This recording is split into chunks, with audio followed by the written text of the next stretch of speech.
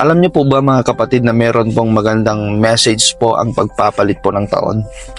Isa po dito mga kapatid ay parang sinasabi niya na hindi tayo mananatili sa ating kasalukuyang sitwasyon. Kung dati punong-puno ng galit ang puso mo, may sugat ang puso mo dahil nasaktan ka, ngayong 2024 po mga kapatid ay pipiliin na po nating magpatawad. Pwedeng magpalit po yung sitwasyon po natin sa ating mga kapitbahay dahil mas pipiliin na po natin silang mahalin kaysa imarites. Mas pipiliin na po natin sila mga kapatid na kausapin kaysa hindi kausapin.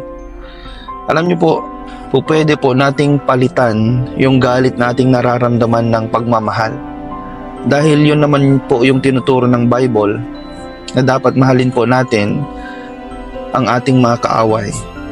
So ibig sabihin po mga kapatid, lahat po ng tao dapat po mahalin po natin. Dahil yun po mga kapatid ay katangian ng anak ng Diyos. Yung kaya mong mahalin yung hindi nagmamahal sa'yo. Pangalawa po mga kapatid, sa message po nito ay hindi na po natin may babalik ang nakaraan. Ang buhay po natin dapat laging forward, hindi po backward. Kung meron mang hindi magandang nangyari po noong 2023 po mga kapatid, ibaon na po natin sa limot. Kasi kapag yun pa yung lagi po natin iniisip, maaring tayo po mga kapatid ay laging naguguluhan, laging nabibigatan, hindi po tayo makakausad. Ganon din po mga kapatid sa mga kagaya kong Kristiyano. Yung mga kinalimutan na po nating mga bisyo, yung mga dating tayo na nabubuhay sa kasalanan, huwag na po natin balikan. Ang buhay po natin dapat laging forward.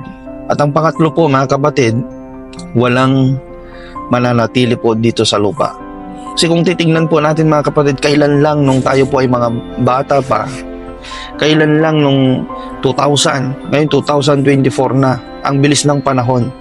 Totoo yung sinabi ng Panginoong Hesus na heaven and earth will pass away, but my word will remain.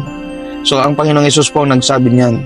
Totoo nga naman dahil kung titignan po natin mga kapatid, walang pinipili ang kamatayan.